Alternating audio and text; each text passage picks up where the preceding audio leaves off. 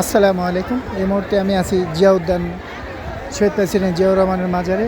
আপনি দেখতে পাচ্ছেন যে বিভিন্ন অঙ্গ সংগঠন সহ তারা এসেছেন শহীদ প্রেসিডেন্ট জিয়াউর রহমান তথা দেশনেত্রী বেগম খালেদা জিয়ার সমাধিতে পুষ্প অর্পণ করার জন্য। তারা বিভিন্ন অঙ্গ সংগঠন সারা দিনই আসছেন এই জিয়া উদ্যানে, যেখানে শুয়ে আছেন আপসহীন নেত্রী দেশনেত্রী বেগম খালেদা জিয়া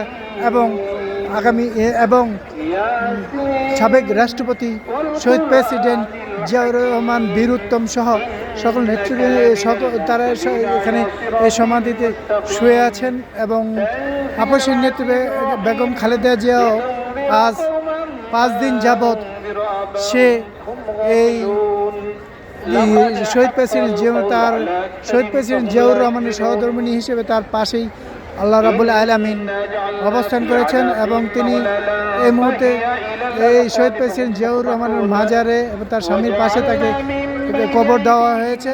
আপনারা দেখতে পাচ্ছেন যে তার জানাজায় কী পরিমাণ লোক হয়েছিল তা আপনারা সচক্ষে দেখতে পেরেছেন। ইতিহাস সৃষ্টি করেছে আমাদের যে এই নেত্রী তার একটাই কথা ছিল, আমার দেশের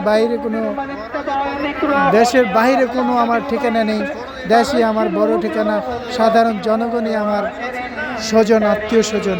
দর্শক, আপনারা দেখতে পাচ্ছেন যে এই সমাধিতে একের পর এক বিভিন্নভাবে লোকজন এসে ফুল দিচ্ছেন এবং ছোট ছোট বাচ্চাদেরকে নিয়েও তারা আসছেন ফুল দেওয়ার জন্য বিভিন্নভাবে। আপনারা তা দেখতেও পাচ্ছেন এবং অনেক বয়স্ক লোকজন আসেন যে বিভিন্নভাবে বিভিন্ন অঙ্গ সংগঠনের নেতৃবৃন্দ তারা উপস্থিত হয়ে এই সমাধিতে ফুল অর্পণ করছেন। আপনারা তা দেখতে পাচ্ছেন।